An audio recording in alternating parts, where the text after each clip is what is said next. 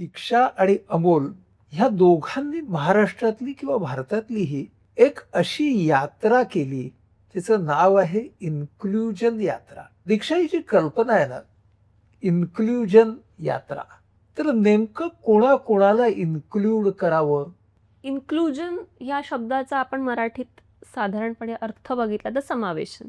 समावेशन कोणाचं करावं? तर आपली सोसायटी ना एक डोक्यात शब्द घेऊन चाललेली असते. ती म्हणजे आपले हात-पाय, कान, नाक, डोळे धडधाकट आहेत.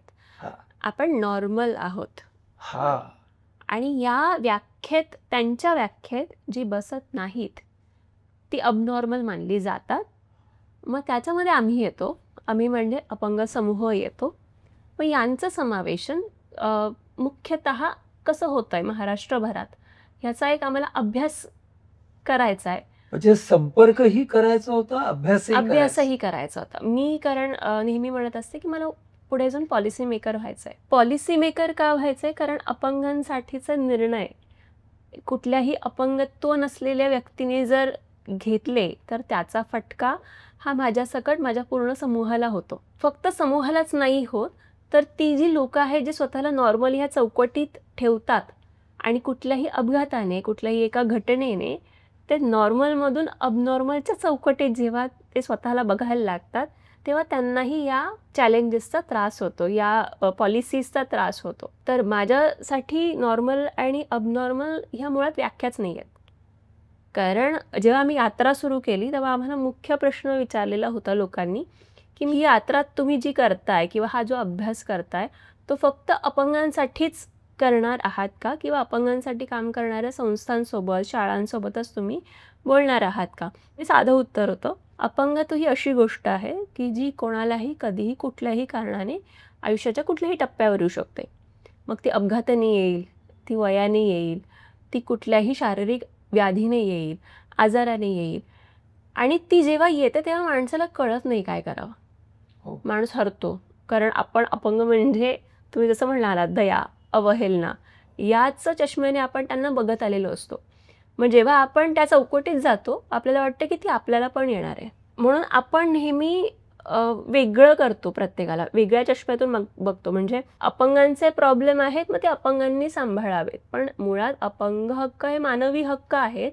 ही लेन्स जेव्हा आपण लोकांना देऊ तेव्हाच ते माझ्या समूहाचा आणि एकंदरीत मानवी समूहाचा प्रश्न समजून घेतील.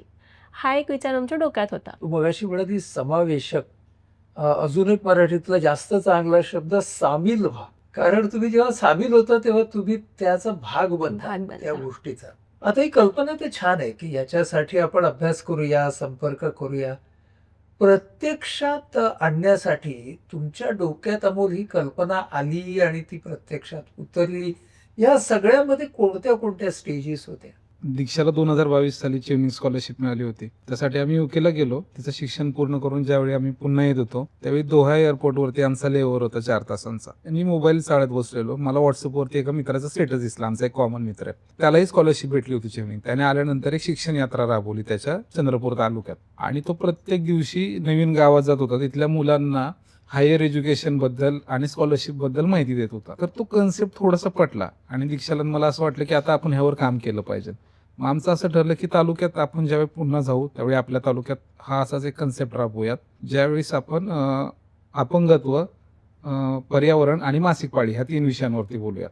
ही रफ आयडिया होती आणि ही आयडिया तशीच राहून गेली. आम्ही पुन्हा आलो, त्याच्यानंतर त्याच्यावर काहीच चर्चा नाही झाली. गेल्या वर्षी म्हणजे जून 2025 मध्ये पुन्हा ती आयडिया आमच्या डोक्यात आली. मग त्यानंतर डिस्कशन चालू झालं आणि मग होता होता होता एक जी रफ आयडिया होती त्याला शेप येऊ लागला. इन्क्लुजन यात्रा त्याला नाव दिलं गेलं आणि तिथून ही यात्रा चालू झाली. एक रोडमॅप ठरवला जो पूर्ण 36 जिल्हे कव्हर करेल आणि आम्ही त्या 36 जिल्ह्यांमधून प्रवास करत तिथल्या शाळा असतील, कॉलेज असतील, संस्था असतील तिथे व्हिजिट देऊन तिथल्या मुलांसोबत अपंगत्व या विषयावरती बोलणार होतो. तुम्ही टोटल या 36 जिल्ह्यामध्ये एकंदर आता किती संस्था, शाळा ह्यांना भेटी दिल्या?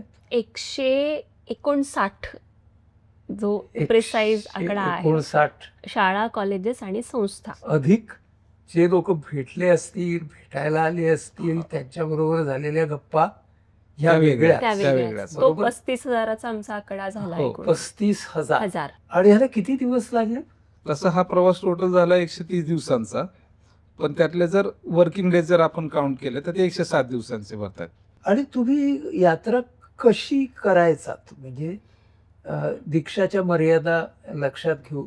यात्रा जेवढी सोपी वाटत होती तेवढी प्रत्यक्षात ज्यावेळेस आम्ही राबवायचा प्रयत्न केला तेव्हा आम्हाला त्यातले चॅलेंजेस कळायला लागले. सुरुवातीचा प्रश्न हा होता की आम्हाला गाडी कोण देईल. मग आम्ही फेसबुकवरती दीक्षाने पोस्ट केली की आम्हाला सदर कामासाठी गाडी हवी आहे. 8 सप्टेंबरला आमची यात्रा चालू होणार होती. 6 सप्टेंबरला आम्हाला मेसेज आला की आमच्याकडे एक गाडी आहे, आम्ही ती तुम्हाला देऊ शकतो. आमचे मित्र प्रीती आणि अभिषेक यांनी बुलढाण्यावरून ती गाडी आम्हाला पुण्यात आणून दिली. आम्ही ती गाडी सर्व्हिसिंगला टाकली, सगळं झालं.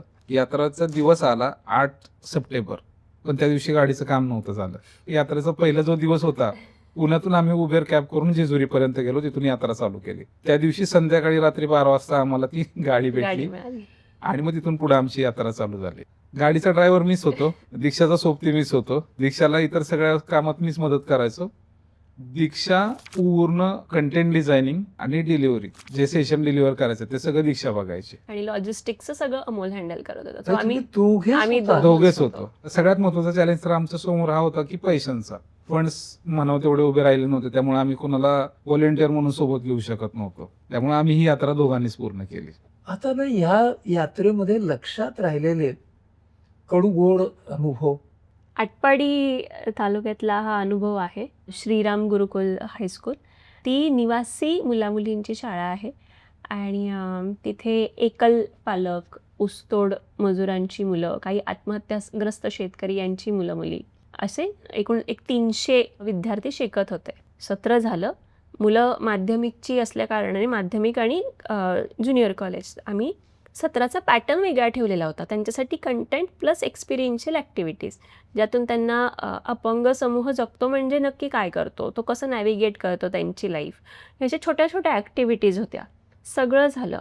मुख्याध्यापकांच्या केबिनमध्ये आम्ही येऊन बसलो आणि संस्थाचालकांनी विचारलं, मॅडम खरंच खूप सुंदर झालं, आम्ही असा विचार पण नाही करत की या पण गोष्टी असू शकतात, पण जेव्हा पैशांचा विषय येतो तेव्हा तुम्ही कसं काय मॅनेज करताय? तर म्हणलं सर एवढं काही नाही, क्राऊड फंडिंगमधून काही पैसे आम्ही उभे केलेले आहेत, तर त्यातून हे चालू आहे सगळं आणि जितकं आम्हाला करता येईल तेवढं आम्ही करू. तर म्हणाले अरे वा किती छान, मग आम्ही तुम्हाला काही दिलं तर चालेल का? तर म्हणलं सर तुम्हाला द्यायचं असेल तर तुम्ही देऊ शकता, ते ऐच्छिक आहे. मुळात फंड रेझिंग हे आमचं उद्देशच नव्हतं. मुलांमध्ये पोचणं जास्त आम्हाला महत्त्वाचं ते वाटलं. ते मुख्याध्यापक असं ऐकतात, ते संस्थाचालक असं ऐकतात, तर ते म्हणतात की आमच्याकडे खूप साऱ्या संस्थांची लोकं येतात, पण ते आपल्या रिप्रेझेंटेटिव्हजला पाठवतात, ते त्यांच्या प्रोग्राम कोऑर्डिनेटर्सला पाठवतात आमच्या इथे येऊन बोलायला आणि ते फंड रेज करून जातात. आमच्याकडे पहिल्यांदा असं कोणीतरी आलं की स्वतः संस्था चालवत आहे आणि आम्ही बघतोय तुम्हाला की तुम्ही काय चॅलेंजेस घेऊन फिरताय आणि त्यात तुम्ही कुठेही तो न्यूनगंड समोरच्याला दाखवून देत नाही की तुम्हाला त्रास होतोय किंवा सिंपथी मिळवत नाहीये. आमच्या मुलांनी याआधीही फंड रेझिंग केलेली आहे, आम्हाला आत्ता पण करायची हौस आहे. त्या सरांचं एक म्हणणं असं आलं की म्हणे ही जी देण्याची भावना आहे ती मुलांच्यात रुजली पाहिजे. आम्ही कुठल्या मुलाला कंपल्शन नाही करणार की तू एवढेच पैसे दे, भले त्याने 1 रुपया देऊ द्यात, पण ती देण्याची भावना त्याच्यात रुजली पाहिजे. त्यासाठी आम्ही हे आवाहन करणार आहोत. आपल्या घासातला घास देता आला पाहिजे म्हणाले या मुलांना पण. त्यांनी परस्पर मुलांमध्ये हा मेसेज पाठवला, विद्यार्थ्यांना सांगितलं की असं असं करायचं आहे आपल्याला. 15 मिनिटातच आमच्याकडे 3,300 का 562 का 65 रुपये जमा झाले. तेव्हा असं वाटलं की ही लोक चळवळ आहे, लोकांनी स्वतः ही आमचं आहे हे म्हणून स्वीकारलं आणि त्यांनी त्यांचा सहभाग ह्या मुलांनी पण दिलाय. असं आम्ही बोलत असताना एक मुलगा आम्हाला भिंतीच्या पलीकडे दिसतोय, तो हळूच वाकून पाहतोय, त्याला बाकीचे मित्र म्हणतायत जा जा जा, तो म्हणतो नाही नाही नाही, मागे मागे येतोय. मग अमोल तिकडे गेला, त्याला घेऊन आला. म्हणला काय झालं बाळा? तो त्याच्या डोळ्यात पाणी होतं. तो आला, अमोल त्याला घेऊन आला आणि त्याच्या हातात एक पिशवी होती, ती मागे ठेवलेली त्यांनी, आणि आला आणि माझ्यासमोर म्हणला हे घ्या, माझ्याकडे पैसे नाही आहेत. आणि मी पिशवी बघितली आणि माझ्या हातात 6 क्रीम रोल होते. ते क्रीम रोल हातात घेऊन आम्ही सगळे रडत होतो.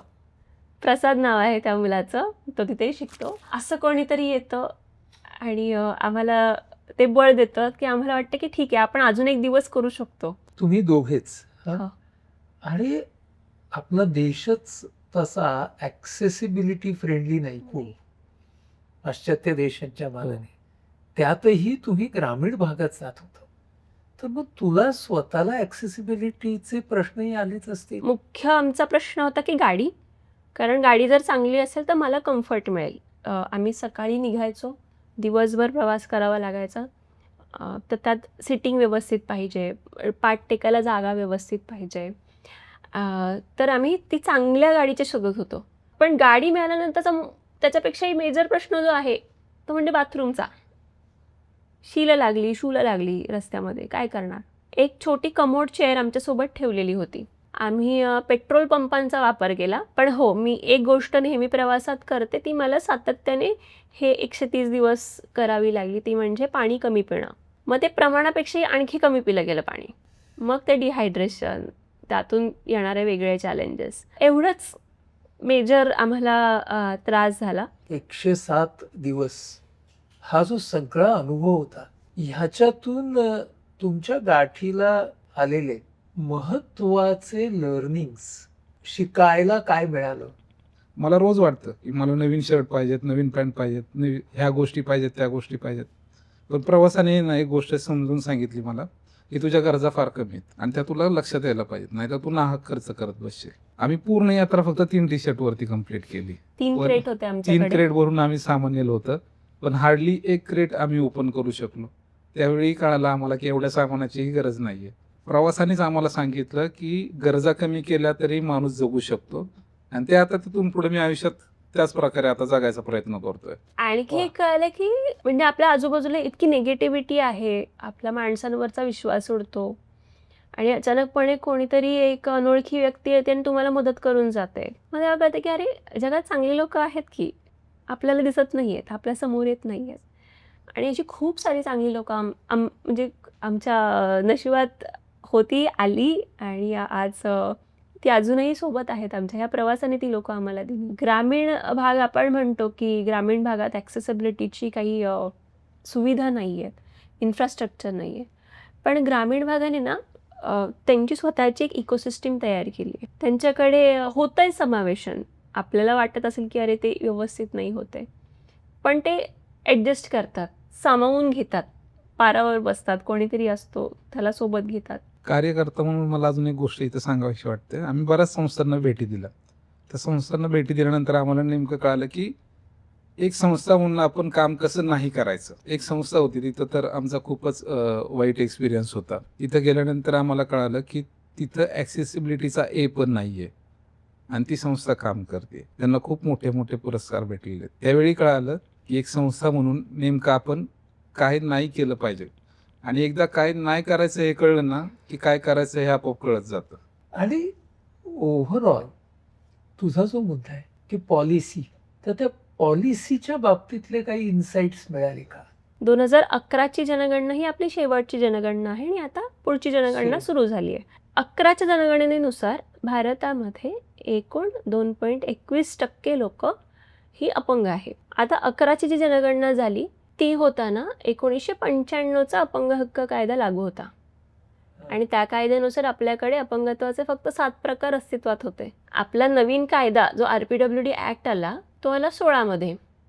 ही जी जनगणना झाली आहे 2.21%, ती जनगणना हे फक्त 7 प्रकारच्या अपंगत्वांना धरून झालेली आहे. आधीच्या निकषांवर हो. झाले. आता 95चा कायदा जाऊन 95-96चा कायदा जाऊन 16ला जो कायदा आला त्याच्यामध्ये अपंगत्वाचे प्रकार 7 वरून 21 झाले. वर्ल्ड हेल्थ ऑर्गनायझेशन किंवा ह्या ज्या मोठ्या जागतिक लेवलच्या संघटना आहेत ते असं सांगतात की भारतामध्ये आजच्या घडीला सुमारे 10 ते 15% लोक हे अपंग असू शकतात. आपण लोकसंख्येच्या बाबतीत जगात 1 नंबरचा देश आहोत.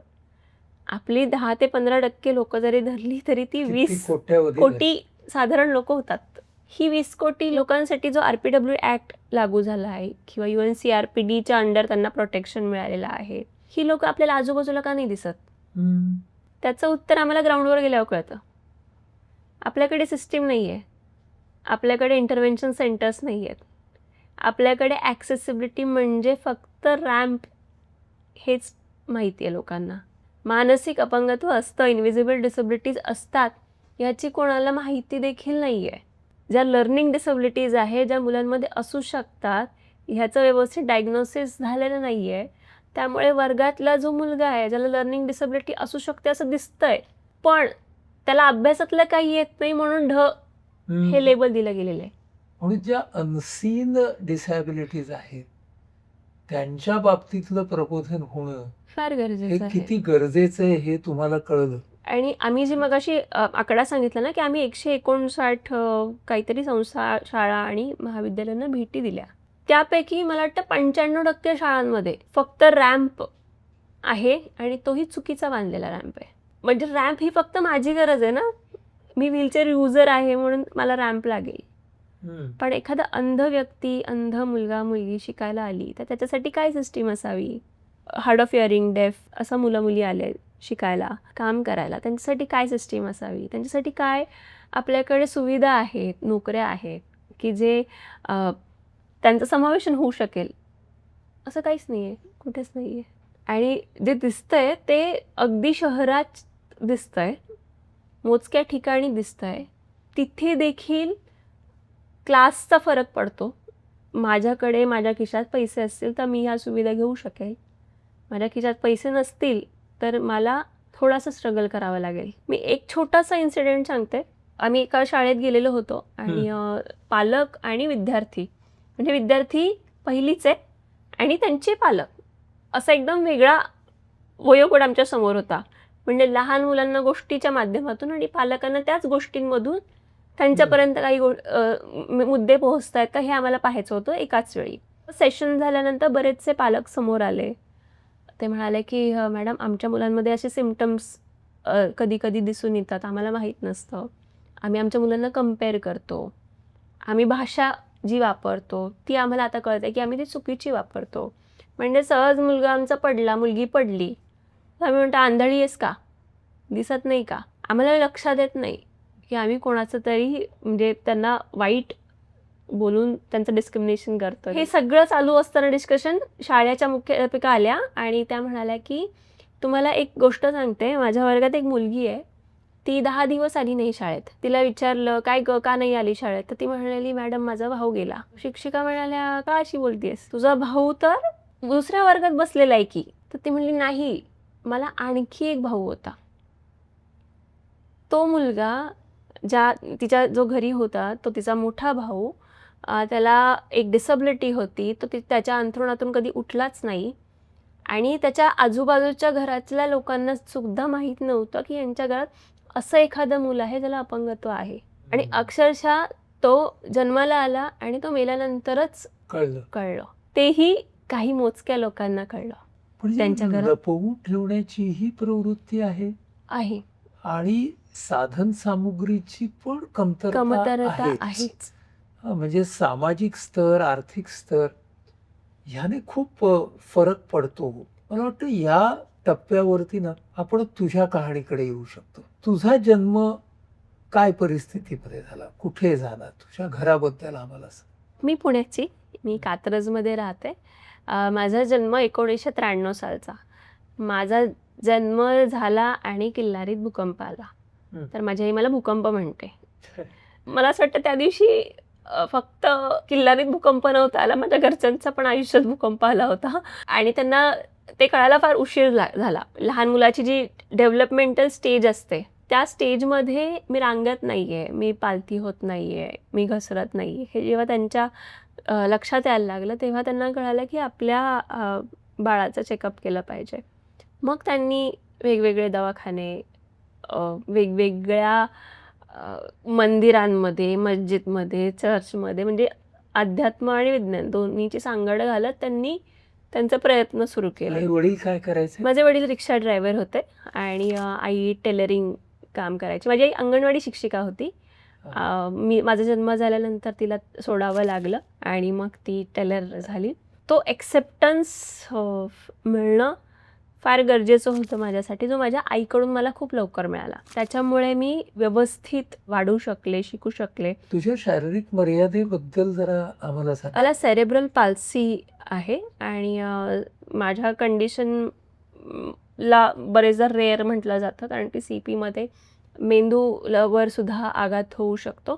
तर माझ्या बाबतीत ते झालं नाही आणि बाकीच्या बॉडी पार्ट्समध्ये थोड्या थोड्या प्रमाणात तो आघायचा. त्याला क्वाड्री पॅरेसिस असं एक म्हणजे संकल्पना नाव आहे त्याचं. जेव्हा आपल्या घरात एक अपंग मूल जन्माला आलंय हे कळतं, तो मानसिक धक्का असतो घरच्यांसाठी. पण अपंग मुलगी हे जेव्हा लक्षात येतं, तो धक्का आणखी मोठा असतो. कारण एका घरात मुलीचा जन्म होतो म्हणजे काय होतं, तर तिच्या जन्मानंतर तिला वाढवायचं आणि तिला कुठल्या तरी चांगल्या घरी पाठवायचं, हे असतं ना आईवडिलांच्या डोक्यात. हो. सामाजिक प्रश्न आहेत की वाढवणार कसं, सांभाळणार कसं, सुंदर दिसतंय बाळ, पण अशा मुलीशी लग्न कोण करतं, बरं हिची मासिक पाळी चालू झाल्यावर कसं करशील, मग हॉस्टेलला टाकून दे. तर मी टाकून हा शब्द मुद्दामून सांगते, पण टाकून देणं म्हणजे काय असतं, ओझं असतं ना. हो ना. ते घरच्यांवर तर असतंच, पण ते समाजावरचं पण समाजाच्या दृष्टीने ते ओझं असतं आणि त्यातून ती लपवण्याची गोष्ट येते की हे ओझं आहे, हे काहीतरी शेमफुल आहे आणि असं व्हायला नको होतं, हा टॅबू आहे. इथून मग ते डिस्क्रिमिनेशन सुरू होतं. खूप चांगल्या शाळांमध्ये मग जेव्हा घालायचं विचार आला तेव्हा चांगल्या शाळांनी नकार दिला. सिस्टीम नव्हती, टॉयलेट्स नव्हते. आम्ही अशा मुलीला ॲडमिशन घेतलं तर एक रिस्क आहे हे एक साधारण ऐकवलं जायचं. तर मी कात्रजच्याच महानगरपालिकेच्या शाळेत शिकले आणि अभ्यासात बऱ्यापैकी हुशार होते. पण घरच्यांचं असं होतं ना की हिला निदान व्यवहार ज्ञान आलं पाहिजे, एवढंच आम्हाला तिला शिकवायचं आहे. ती काय बनेल न बनेल हे आम्हाला माहीत नाही, पण आमच्या नंतर तिला कळलं पाहिजे की हे 10 रुपये आहेत, हे 50 रुपये आहेत, यात काय काय येतं. इतकी माफक अपेक्षा. हां, एवढंच होतं. चुकून मी अभ्यासात चांगली निघाले, मी नेहमी म्हणते चुकून निघाले आणि त्यांनी खूप काही करून घेतलं. मग आईचा खूप मोठा सपोर्ट होता. एकदा तिने स्वतःचं करिअर सॅक्रिफाईस केलेलंच होतं. शाळेत रोज नेणं आणणं. सुरुवातीचा जो माझा काळ होता म्हणजे आपला 1ली 2रीचा टप्पा, 1ली 2री 3री, माझ्या स्वतःच्या सॅनिटरी हॅबिट्सवर कंट्रोल नव्हता. जेवण किती जेवायचं आहे, पाणी किती प्यायचं हे काही कळायचं नाही. हळूहळू कळत गेलं. मग शाळेत शी व्हायची, शू व्हायची. घरापासून 2 मिनिटाच्या अंतरावर जरी असली शाळा तरीही ते येईपर्यंत तो धीर नसायचा. जसं जसं वय वाढत गेलं तसं तो कंट्रोल येत गेला. समज वाढत गेली की मी नाही मोठी होते, माझ्याबरोबर माझी आई मोठी होती, तिचं पण वय वाढतंय, माझं वजन वाढतंय. मग तिथून जेवण कंट्रोल करणं, कारण वजन कंट्रोलमध्ये राहील, पाणी कंट्रोलमध्ये पिणं, म्हणजे बाथरूमचा प्रश्न राहणार नाही. ह्या 2 ॲडजस्टमेंट मी नेहमी केल्या. कारण वर्ग बरेचदा वरती असायचे. कॉलेजच्या वेळी तर 4-4 मजले चढून जावं लागायचं. कसं करायची? आई उचलून घेऊन जायची मला, किंवा कधी कधी ती इथे धरायची, दोन्ही हाताच्या इथे, आणि शाळेचे शिपाई काका किंवा मावशा येऊन माझे पाय धरायचे दोन्ही आणि मग ते असं मला घेऊन जायचे. माझ्या शिक्षिका कधी माझे दप्तर न्यायच्या, मैत्रिणी दप्तर न्यायच्या. सो असं सगळं आमची सिस्टीम तयार केलेली होती शाळेमध्ये सुद्धा. पण याच्यातमध्ये मी वेगळी पडत होते. वेगळी म्हणजे काय, मी कुठेही समाजमान्य नाही आहे, कारण मी लोकांच्या नॉर्मलच्या चौकटीत नव्हते बसत. मी त्यांच्यासाठी अबनॉर्मल होते. फक्त वेगळी नाही तर अबनॉर्मल. कुठलेही सोशल कार्यक्रम असतील तिथे न बोलवणं, टाळणं, किंवा तू एका कोपऱ्यात बस, अडगळ होते, हे खूप कॉमनली यायचं. मग हळूहळू असं कळलं गेलं, अरे बापरे आपणच प्रॉब्लेम आहे खूप मोठा. मग आपण संपलो तर आईचा त्रास संपेल आणि आपल्याला हे फेस पण नाही करावं लागणार. असं सगळं काही डोक्यात ते यायला लागलेलं होतं. माझ्या बाबतीत माझ्या आईचा म्हटलं की खूपच मोठा सपोर्ट आहे. मी कधी शाळा नाही बुडवली. म्हणजे एखादी म्हणली असती की तू घरून शिक, मीच सगळं करते. कारण मला लहान बहीण होती. माझी बहीण माझी आई दुसरी झाली. माझ्या 2 आज्या, त्या माझं करायच्या, त्या अजून माझं करतात. मातृसत्ताक म्हणतो ना, तर त्यांच्या मुशीत वाढलेली मी होते. आई तुला न्यायची कशी शाळेपर्यंत? सुरुवातीला आई उचलून न्यायची. मग तिने जेव्हा मी 1ली ते 7वी शिकत होते, एक छोटी सायकल घेतलेली. मला सायकलवर बसवायची आणि मग ती सायकल ढकलत न्यायची. 7वी नंतर पुन्हा ॲडमिशन कुठे घ्यायची हा प्रश्न आला, कारण की महानगरपालिकेची शाळा 7वीपर्यंत असते. मग तिथून पुढे आम्ही एक 2 व्हीलर गाडी घेतली. मग ती माझे पाय फुटरेस्टला बांधायची दोरीने आणि कमरेला ओढणी बांधायची, आणि मग तसंच आम्ही प्रवास आमचा कंटिन्यू केला. असं करत करत 10वी 12वी 10वीपर्यंत मला असं वाटायचं की आपण इंजिनिअरिंग करावं. पण इंजिनिअरिंगला मला सांगितलं गेलं की तुला हे जमणार नाही, झेपणार नाही, तू आपली कॉमर्सला जा. कॉमर्सवरून मग मी ग्रॅज्युएशनला पुण्यात गेले. मी पहिल्यांदा शाळेत सिटीत शिकायला गेलेली मुलगी. तेव्हा मला विद्यादान सहाय्यक मंडळ ठाणे त्यांचा सपोर्ट मिळाला आणि मग मी माझं ग्रॅज्युएशन पूर्ण करू शकले. आणि ग्रॅज्युएशनला कुठल्या तू मी संस्थेमध्ये? हुजूरपागेत होते. बरं. हो. पण तिकडेही हे ऍक्सेसिबिलिटीचे प्रश्न होते. नाही, तिथे लिफ्ट आलेली होती तेव्हा. हा. पण एक झालेलं होतं की मला ना जे डिस्क्रिमिनेशन नकळतपणे फेस करावं लागत होतं किंवा लोकांकडून जो मला बघितल्यावर हाशा मला ऐकू येत होता, दिसत होता, त्याच्यामुळे मी स्वतःला खूप असं बांधून ठेवायचे. मी व्हीलचेअर वापरत नव्हते. वयाच्या 23व्या वर्षापर्यंत मी व्हीलचेअर नाही वापरली. व्हीलचेअर वापरली तर लोक आपल्याला बघतील, आपल्या आईला विचारतील काय झालंय, आपल्याला विचारतील काय झालंय. मग ते सारख्या प्रश्नांना आपण किती उत्तरं देणार. मग त्यापेक्षा आपण घरातच राहावं. परत आपण व्हीलचेअर वापरली तर ती सारखी उचलावी लागेल, ठेवावी लागेल. टू व्हीलरवर प्रवास करायचा तर ती 30 किलोची व्हीलचेअर कुठे ठेवणार. मग ती शाळेत कशी नेणार, कॉलेजमध्ये कशी नेणार, ती उचलणार कोण. म्हणून आम्ही इथे लिफ्ट जरी असली तरी आई मला लिफ्टपर्यंत उचलूनच न्यायची आणि मग वर्गापर्यंत उचलून न्यायची. पण ह्यामुळे किती बंधनं पडत असतील ना. म्हणजे खूप व्हीलचेअर नव्हती ही त्याचेही प्रश्न, आणि व्हीलचेअर असली तर ती न्यायची कधी कुठे त्याचेही त्याचेही प्रश्न. आणि हे सगळं तुम्ही जर बघितलं तर इन्फ्रास्ट्रक्चरवरच येऊन थांबतं. हो ना. आणि अपंग म्हणजे कोण, ही जेव्हा आपण व्याख्या बघतो, जी इंटरनॅशनली रेकग्नाइज्ड व्याख्या आहे, ती म्हणते की जेव्हा मला अडथळे दिसतात तेव्हाच मला वाटतं मी अपंग आहे. मी जर इथे या सेटिंगमध्ये फिरतीये, आपण जर इथे बसलोय, मला वाटत नाहीये मी अपंग आहे. का तर ही मी माझ्या ॲक्सेसिबिलिटी किंवा माझ्या सोयीसाठी वापरणारं साधन आहे. हो. जसं आपण पाटा वरवंटाच्या ऐवजी मिक्सर वापरतोय, उंची कमी आहे म्हणून हाय हील वापरतोय, हो. तसं मी चालण्यासाठी माझं हे साधन वापरते. इतकं ते सोपं आहे. पण इथे जर मला 5 पायऱ्या चढायच्या आहेत आणि जेव्हा मला कोणाची तरी मदत घ्यावी लागते तेव्हा मला वाटतंय की मी अपंग आहे, कारण की मी डिपेंडंट होते. तुम्हाला विश्वास बसणार नाही, आम्ही UK होतो. माझ्या आयुष्यातला पहिला 1.5 वर्षाचा काळ होता जेव्हा मी कुठल्याही अडथळ्याविना राहिले. मी माझी बाथरूमला जाऊ शकले, मी माझी कॉफी प्यायला जाऊ शकले, फ्रेंड्ससोबत फिरायला जाऊ शकले, आम्ही शॉपिंगला जाऊ शकलो, माझ्या आवडीचे मी कपडे घेऊ शकले. हे मी तिथे अनुभवलं, कारण की इन्फ्रास्ट्रक्चर ते ॲक्सेसिबल होतं, इन्क्लुसिव्ह होतं. तू UK कशी पोहोचलीस? मला UPSC करायची होती आणि मी त्याची तयारी, अभ्यास सुरू होता. UPSC करता मी सामाजिक क्षेत्रात घुसले. माझे UPSCमध्येच मला काही चांगलं फ्रेंड सर्कल मिळालं. त्यांच्यामुळे मी काही संस्थांमध्ये जाऊ लागले. त्यापैकी एक स्नेहालय होती आणि तिथल्या मुलांना, बालभवनमधल्या विद्यार्थ्यांना शिकवणं, हे ॲक्टिव्हिटी बेस्ड लर्निंगमधून शिकवणं, हे आम्ही काम छोटं करायचो. तेव्हा पहिल्यांदा मी घरातून बाहेर पडले म्हणून मला ते आवडू लागलं. माझ्या मित्रांनी ती जबाबदारी घेतली की आम्ही येत जाऊ तुला घ्यायला, आम्ही तुला फिरायला नेत जाऊ, आपण एकत्र आहोत, तू आमच्यासाठी वेगळी नाही आहेस, ही जेव्हा जाणीव ती मला करून देतात तेव्हा मला ते करावं वाटतंय. म्हणून UPSCचा अभ्यास जोपर्यंत झेपला तोपर्यंत ते केलं. पण मग वडील गेल्यानंतर काही वेगळ्या जबाबदाऱ्या अंगावर पडतात, त्या पडल्यामुळे मी पूर्णतः सामाजिक क्षेत्राकडे वळले. मग जॉब वगैरे हळूहळू सुरू झाला आणि मग याकडे माझं दुर्लक्ष झालं म्हणण्यापेक्षा मी ऑप्शन B माझा तयार ठेवलेला होता. पण झालं असं की कॉमर्समधून ग्रॅज्युएशन केलं आहे, तर जॉब मिळताना अनुभव आहे सोशल सेक्टरचा, आणि सोशल सेक्टरमध्ये काम जेव्हा मागायला जातं तेव्हा डिग्री आहे कॉमर्सची, तर ते हे मिसमॅच सगळं होत असल्या कारणाने मिळेल तसं काम करत गेले. मग कधी अपंग हक्कांसाठी काम करणं, कधी मासिक पाळीवर काम करणं, कधी झेड ब्रिज म्हणून पुण्यातला एक भाग आहे, तिथल्या वस्तीमधल्या मुलांना शिकवणं मैत्रिणींसोबत, ते आम्ही काम करायचो. माझी ग्लोबल यूथ अम्बॅसेडर म्हणून एक देअर वर्ल्ड नावाचा UKमधला प्रोग्रॅम आहे, त्याच्यासाठी निवड झाली. तर ते दरवर्षी 500 अम्बॅसेडर्सना सिलेक्ट करतात आणि मग तुम्ही तुमच्या देशात शिक्षणावर काय काम करता हे त्यांना सांगायचं असतं.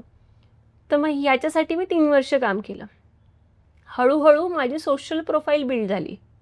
मग त्यातून सगळा माझा कामाचा वलय सगळं डिसेबिलिटी राईट्स किंवा माझा डिसेबिलिटीकडे वाढत गेला, कारण माझे स्वतःचे अनुभव होते आणि मला असं वाटायचं की आपण खूपच प्रिव्हिलेज आहोत. आपल्याला आईचा सपोर्ट मिळाला, खूप चांगले फ्रेंड सर्कल मिळालं, शिक्षक मिळाले, त्यामुळे आपण एवढं तरी करू शकलो.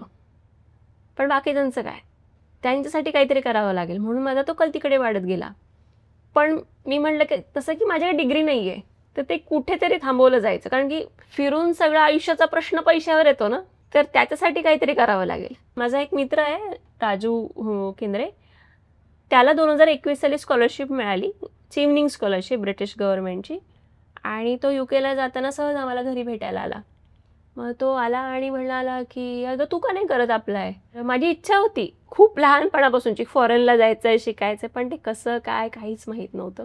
आणि तो आल्यामुळे असं झालं की अरे कोणीतरी सांगायला आलं आपलं काहीतरी हे आहे, असं असे प्रोसेस आहे. तो म्हणला मी सांगतो तुला, तू कर, तुझं होऊन जाईल. मग मी ॲप्लिकेशनला सुरुवात केली, सगळं भरलं वगैरे. 2 ऑक्टोबर ही डेडलाईन होती आणि मी 30 तारखेला ॲप्लिकेशन भरून मला कंटाळा आल्यामुळे मी म्हणलं की नको भरायला, आपण जाऊ द्या, आपल्याकडून नाही होणार आहे, खूपच जरा जास्त मोठी प्रोसेस आहे, ग्लोबल स्कॉलरशिप आहे, आपल्याला कशी काय मिळणार, असं सगळं होतं. आणि मी त्याला फोन करून सांगितलं, मैत्रीण भारती तिला सांगितलं. मग ते म्हणे नाही नाही तू कर ताई, होऊन जाईल. अगं अमोल पण खूप म्हणत होता की तू केलं पाहिजेस. आणि केलं मी सबमिट 1 तारखेला. 4 महिन्यात इंटरव्ह्यूचा कॉल आला. मी अशी झाली की अरे बापरे, मला इंटरव्ह्यूचा कॉल आला. मग मी इंटरव्ह्यूची खूप छान तयारी केली आणि त्याच्या पुढच्या 4 महिन्यात मला कळालं की मला चिवनिंग स्कॉलरशिप मिळाली आहे आणि त्यावर्षी एक 75,000 ते 80,000 लोकांनी फॉर्म भरलेले होते. त्यापैकी 1400ची निवड झालेली होती. त्यापैकी मी भारतातून बाहेर गेलेली पहिली अपंग मुलगी होते ह्या स्कॉलरशिपवर. आणि मला खूप डिग्निफाईड वाटत होतं. मला मी माणूस आहे आणि मी आहे तसं स्वीकारलं गेलं आहे ह्याची भावना आलेली होती मनात. आणि आमचा फोन चालू होता आणि मी प्रचंड रडलेले होते. मी माझ्या आईचे सगळं असं मला पूर्ण जर्नी आठवली की असं असं झालं आहे वेगवेगळ्या टप्प्यात. आणि कुठली युनिव्हर्सिटी? युनिव्हर्सिटी ऑफ ससेक्समध्ये इन्स्टिट्यूट ऑफ डेव्हलपमेंट स्टडीज नावाचं रिसर्च डिपार्टमेंट आहे.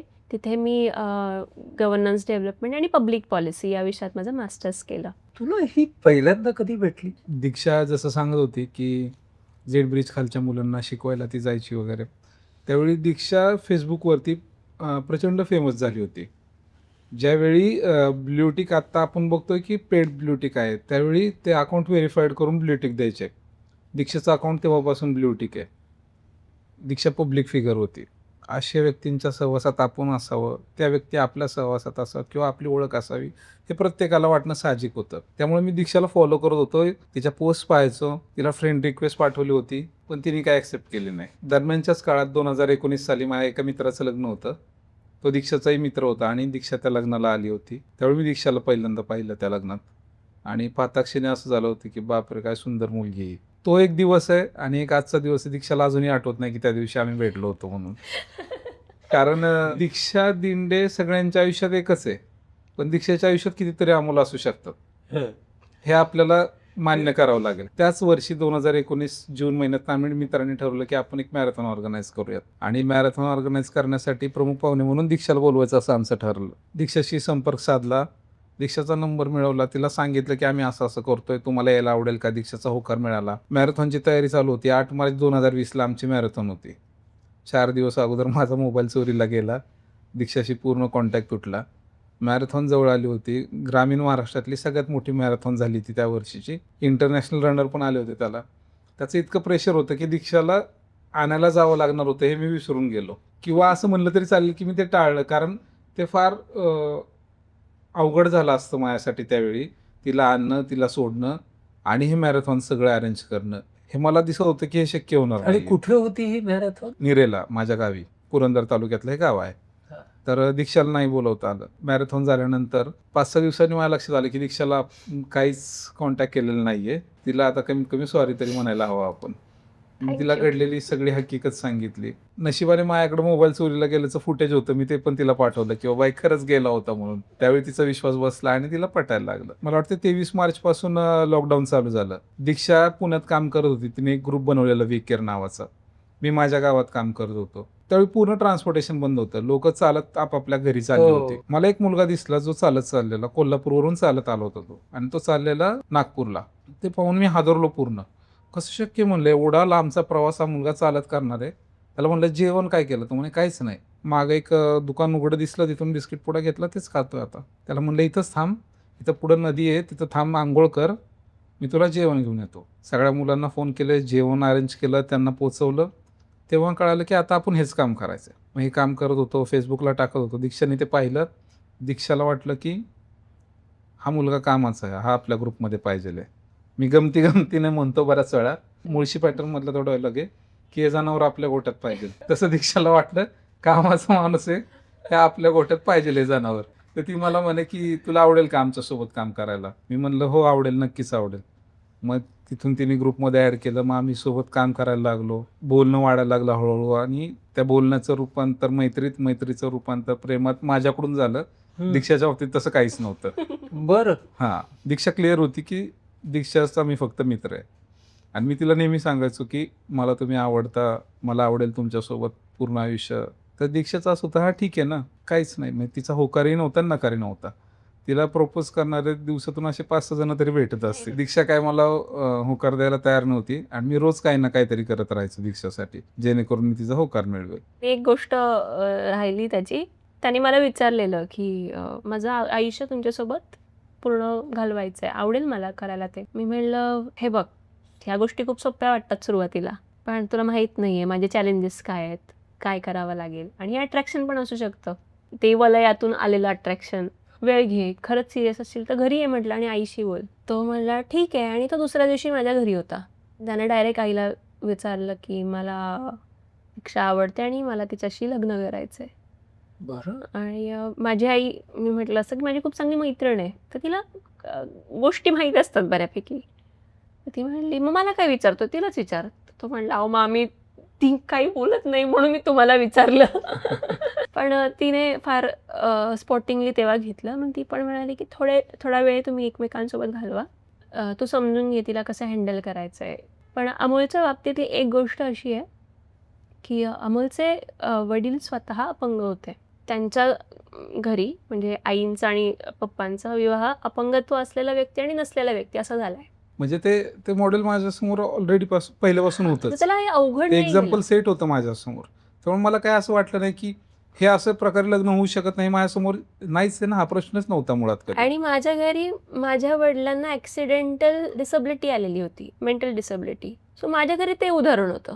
तर बरं. आम्हाला त्या गोष्टी एकमेकांसोबत आम्ही खूप बोललो, कम्युनिकेट केल्यात आमच्या गरजा. गुलजार साहेबांचा वाढदिवस. गुलजार साहेबांचा वाढदिवस असतो 18 ऑगस्टला. त्या दिवशी मी एका क्लायंट मीटिंगमध्ये बसलो होतो. दीक्षाचा मेसेज आला मला, टुडेज गुलजारचा आज बर्थडे. तर मी ग्राफिक्स डिझायनर आहे. तर मी तिला म्हणलं अरे वा, 1-2 लाईन छानशा दे मला, मी एक छानसं ग्राफिक्स बनवतो. दीक्षाला असं झालं की अरे याला काय कळलेलं नाहीये, आता आपल्याला थोडंसं जरा एलेबोरेट करा. हां. elaborate करावं लागेल. मी त्याला मराठीत म्हणतो की इसकटून सांगावं लागेल.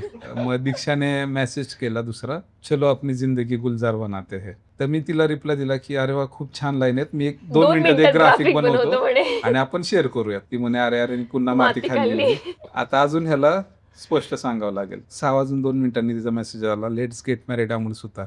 आणि तिने तिचा होकार कळवला त्यावेळी. तेव्हापासून आणि आमचं हा, लग्न लग्न आमचं 9 ऑगस्ट 2022 साली 22 ला झालं. झालं. तुमचं अपत्य इक्विब्रिज ही संस्था, हिचा जन्म कसा झाला? म्हणजे आमचं लग्न झालं आणि 1 महिन्यातच आम्ही युकेला शिफ्ट झालो. आणि तुला तर स्कॉलरशिप मिळाली मला होती. स्कॉलरशिप होती. हा डिपेंडंट व्हिसावर माझ्या सोबत होता. आणि तिकडे ह्याने नोकरी. हा, त्याने नोकरी केली स्वतंत्र आणि ओके. मी कॉलेज आणि नंतर नोकरीला पण लागली. मला युके मध्ये गेल्यावर मी मगाशी म्हटलं की 1.5 वर्ष हा जो काळ होता आमचा खूप समृद्ध होता आणि त्याने मला डिग्निफाईड लाईफ दिली, रिस्पेक्टफुल लाईफ दिली आणि मी कुठल्याही बॅरियर शिवाय जगले. मी डायव्हर्सिटी आणि अबिलिटी या एका ऑर्गनायझेशनमध्ये ट्रेनरचं काम करायचे, कन्सल्टंट म्हणून. तर मी लंडन ट्यूब स्टाफ, NHS यांना ट्रेन करायचे. त्यांच्याकडे समजा क्लायंट चालले, कारण की डिसेबल्ड लोक फक्त डिसेबल्ड नाही, ते तुमचे कन्झ्युमर आहेत. त्यांना तुम्ही कसं हँडल केलं पाहिजे हे कोणाला माहीत नसतं. ओके. त्यांच्या गरजा काय आहेत हे कसं विचारायचं हे माहीत नसतं. मग त्यांना ट्रेन करण्याचं काम मी केलं. आणि हे काम करता करता माझा स्वतःचा अप्रोच डिसेबिलिटीकडे बघण्याचा वेलफेअरकडून राईट बेस्डकडे गेला. हो. आणि मग कुठेतरी वाटलं की आपण हे असं काम आता उभारू शकतो. म्हणजे मी त्याच्या आधीचे 8 वर्ष या क्षेत्रात होते, पण संस्था काढावी, सांभाळावी असं काही डोक्यात नव्हतं. आता मला माझ्या सोबती माझा जोडीदार जो आहे तोच मला इतका सपोर्टिव्ह मिळाला, की असं वाटलं की आता आपण करू शकतो, हे सोबतीने करू शकतो आणि ह्याला कुठेतरी पुढे मूर्तस्वरूप देऊ शकतो. जेव्हा आम्ही परत आलो, ती दोहाची गोष्ट सांगितलीस, की आमच्या डोक्यात होतं काय काय करायचंय. मी काही संस्थांमध्ये कामाला लागले, जॉब केला. माझा एक मित्र आहे धनंजय, तो CA झालाय. तो मागे लागला, की तू आता संस्था काढायला पाहिजे, तू केलंच पाहिजे रजिस्ट्रेशन. आणि नाही हो करत त्यांनी फक्त आमचे कागदपत्र घेतले आणि स्वतः सगळं काम केलं. आणि मला म्हणाला, की तुझ्यासारख्या लोकांची, अमोलसारख्या लोकांची किंवा तुमच्या संपर्कात असणाऱ्या लोकांची या क्षेत्राला गरज आहे, म्हणून तुम्ही आला पाहिजे. नाही तर चुकीची लोक फायदा घेतात. मग नाव काय द्यायचं, तर आमच्या डोक्यात नाव होतं इक्विटी ब्रिज. हे आधी सुरुवातीला नाव होतं, पण ते इक्विटी म्हणजे लोकांना, म्हणजे ज्यांना रजिस्ट्रेशनला दिलं त्यांना वाटलं की आर्थिक काहीतरी उलाढाला त्यामुळे त्यांनी ते रिजेक्ट केलं आणि मग त्या इक्विटीचा शॉर्ट फॉर्म इक्वी आम्ही असं करू, इक्वी ब्रिज आम्ही असं केलं. इक्वी आणि ब्रिज. ब्रिज म्हणजे पूल, आणि इक्वी म्हणजे समता. समतेचा पूल. Yes. मग अपंगत्व असलेले आणि नसलेले त्यांना जोडणारा तो पूल जोडणारा असावा. पूल असावा, असं एक काहीतरी माध्यम आहे. आता तुम्ही काय काय करताय नेमकं? आम्ही ॲक्सेसिबिलिटी ऑडिट म्हणजे इन्फ्रास्ट्रक्चरल ऑडिटचं थोडंफार काम पाहतो. आम्ही सेन्सिटायझेशन वर्कशॉप्स घेतो. काही कॉर्पोरेटसाठी घेतो, काही शाळांसाठी घेतो. डायव्हर्सिटी, इक्वॅलिटी आणि इन्क्लुजन त्याच्या अकॉर्डिंगली कन्सल्टन्सी बेस्ड थोडंफार काम होतं. आणि हळूहळू उभारतोय. पहिलाच मोठा प्रोजेक्ट होता इक्विब्रिजचा, तो म्हणजे इन्क्लुजन यात्रा. अजून काय काय करता येईल कामं, आपल्या भागात कसं काम उभारता येईल. हो, म्हणजे खास करून ग्रामीण भागामध्ये ग्रामीण काम भागात. उभारायचं असेल तर त्याची आव्हानं खूपच वेगळी असणार. खूप वेगळी हो, आहेत. त्या दृष्टीनं तुम्ही काम करताय. आणि अजून बोलणं चालू आहे आमच्या काही मेंटर्ससोबत, जे आम्हाला मार्गदर्शन करू शकतील. विजिट्स देतोय. काही लाईव्हलीहूडवर काम करण्याचा विचार आहे, कारण फक्त शिक्षण घेऊन चालत नाही, हो ना. नोकरी पण पाहिजे ना. हो ना. तुमच्यातले मतभेद तुम्ही कसे मिटवता? भांडणं करू. भांडण करून 2-3 दिवस न बोलून आणि मग 3ऱ्या-4थ्या दिवशी बोलून. सहसा भांडणानंतर पहिल्यांदा कोण पाऊल उचलतं? मीच बोलते. माझी बायको जे बोलते ते खरं बोलते. माझ्या मित्राने मला एक वाक्य सांगितलं होतं, म्हणे अमोल भैया नेहमी एक गोष्ट लक्षात ठेवा, जो की अनमॅरिड आहे त्याने मला हे वाक्य सांगितलं. अनमॅरिड लोकांनाच हे सुचतं. हो, तर तो मला म्हणला की हॅपी वाईफ हॅपी लाईफ. आणि ते वाक्य मी तंतोतंत पाळायचा प्रयत्न करतो. On a little serious note, तू मगाशी म्हणालास की तुझ्या घरामध्ये एक आईबाबांचं उदाहरण तुझ्या समोर होतं आणि त्यामुळं तुला ह्या नात्यालाही आपण आकार द्यावा असं वाटलं. दुसरा मुद्दा तू म्हणालास की दीक्षा तुला आवडली, मनापासून आवडली. पण आता हे सहजीवन तुमचं एकत्र इतके वर्ष झाल्यावरती तुला ह्या नात्यामधलं काय अजून सापडलंय? मला खूप चांगली मैत्रीण भेटली, एक खूप चांगली टीचर भेटली आहे, शिक्षिका भेटली, खूप चांगली मार्गदर्शिका भेटली आहे. जेवढी आई माझी माझ्यावर ओरडतेस तेवढ्याच फोर्सने ओरडणारी बायको भेटली, जिने मला सुतागत सरळ केला अशी पार्टनर भेटली आहे. तर बऱ्याच गोष्टी मला यातून भेटलेल्या आहेत. आणि तुला? मला पण चांगला मित्र भेटलाय आणि भांडायला आणखी एक हक्काची जागा भेटली. म्हणजे मी या जगात चिडू आणि रागवू आणि भांडू 2च लोकांची शक्ती, म्हणजे माझी आई आणि हा. तर मला दुसरी जागा मिळाली आहे, तर मला खूप भारी वाटतं. दिव्यांगांच्या बाबतीतलं स्वप्न काय? जितकं अपंगत्व नसलेल्या माणसाला फुटपाथवरून चालण्याची मुभा आहे, त्याला ती सुरक्षितता हवी असते, तितकीच या समूहाला, अपंगत्व असलेल्या समूहाला पण मिळावी. कारण तो त्यांना घटनेने, संविधानाने दिलेला हक्क आहे आणि तो त्यांना मिळावा. आणि असं एक आपण बॅरियर फ्री जग सोबतीने उभं करू शकू, हे स्वप्न आहे. स्वप्न. आणि जिथून मी सुरुवात केली तिकडे येतो की दिव्यांग या शब्दाचा तुझा अर्थ काय? मी नाही या शब्दाचा अगेन्स्ट आहे पूर्ण. म्हणजे मी नेहमी म्हणते की आपण फक्त शब्द बदलला आणि डिसेबिलिटीला रोमॅन्टिसाइज केलंय.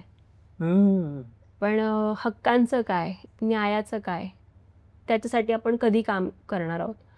नाव बदलून माझं दुखणं कमी नाही होणार, माझा त्रास नाही कमी होणार. किंवा आपण दिव्यांग या शब्दाची जर फोड केली तर तोच मुळात कम्युनिटीला त्रासदायक वाटतो. 2 अर्थ ह्याचे सांगतात आपल्याला, की पहिला अर्थ म्हणतो की तुमच्या शरीरातला जो एक भाग आहे तो दुखतोय, त्रास होतोय, तो दिव्य आहे. तर तो कसा काय दिव्य होईल? तो माझा त्रास आहे. मला त्यातून काहीतरी त्याच्यावर उपाय पाहिजेत मला. म्हणजे त्याच्यामुळं मला दिव्यातून जावं लागतं. अगदी दिव्यातून जावं लागतं. तुमच्या शरीराचा एक भाग काम करायचा बंद झाला किंवा करत नसेल तर शरीर दुसऱ्या प्रकारे पण काम करू शकतं आणि ते दिव्य असतं. पण मला असं म्हणायचं की आपला हात फ्रॅक्चर झाला तर आपण उजवा हात फ्रॅक्चर झाला तर आपण डाव्या हाताने काम करतोच की. मग तेव्हा कुठे आपण म्हणतो का स्वतःला दिव्यांग?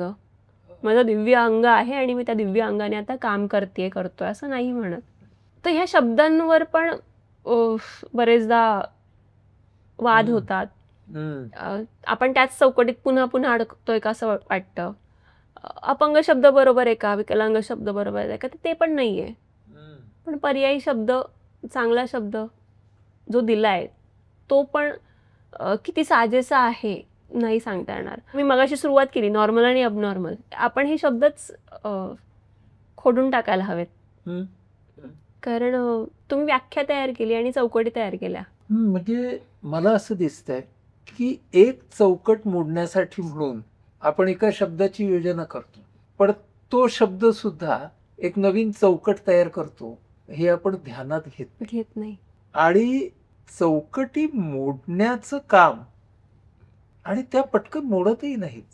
म्हणजे त्यांच्या बाहेर पडायचं तर आपल्याला इव्हॉल्वच व्हायला लागतं की ती चौकट आता हळूहळू इतकी छोटी व्हावी आणि इव्हॉल्व झालेली माणसं मोठी व्हावी, तरच मग ती चौकट निरुपयोगी ठरेल. आणि इव्हॉल्व होण्याचा हक्क सर्व प्राण्यांना, सर्व सृष्टीला आहे, कारण तो निसर्गानं दिलेला उत्क्रांत होण्याचा हक्क आहे. उत्क्रांतीच्या प्रवाहामध्ये असलेले भिन्न भिन्न गट समाजामध्ये असतात आणि त्यांच्यामध्ये वेगवेगळ्या क्षमता आणि वेगवेगळ्या कमतरता असू शकतात. पण त्या सगळ्यांना खरंच चौकटबद्ध करायची गरज आहे का? गुणवैशिष्ट्यानुसार त्यांचं वर्गीकरण करणं इथपर्यंत ठीक आहे, परंतु त्याला उच्च नीचता देणं, त्याच्यामध्ये तरतम भाव करणं, ह्या गोष्टी आल्या तर मग हळूहळू त्याचा परिणाम माणुसकीवरती तर होत नाही ना.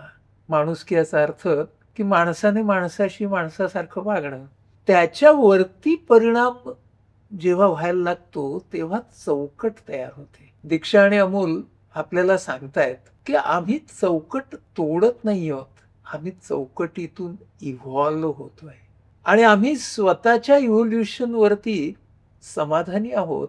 पण तो प्रोसेस, ती प्रक्रिया आम्हाला मर्यादित ठेवायची नाही. आम्हाला ही उत्क्रांतीची प्रक्रिया ही ज्यांना ज्यांना गरज आहे तिथपर्यंत पोचवायची आहे.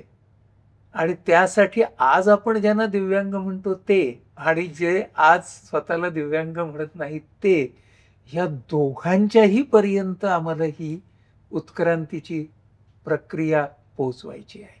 आज हे दोघे जण आपल्याकडे जे आलेत ना, ते या विकासाच्या प्रवाहामध्ये समाजाला समतेच्या आधारावरती कसं घेऊन जाता येईल ह्याचा प्रयोग करणारे 2 चळवळे शास्त्रज्ञ आहेत असं आपण आज म्हणू शकू. आणि आपल्या मनातल्या ह्या ज्या रेघा आहेत, हे नॉर्मल, हे ॲबनॉर्मल, ह्या रेघा जरा परत तपासून पाहू शकू. हे जर आपण केलं तर आपण सुद्धा दीक्षा आणि अमोलच्या या प्रवासाला हातभार निश्चित लावू शकू.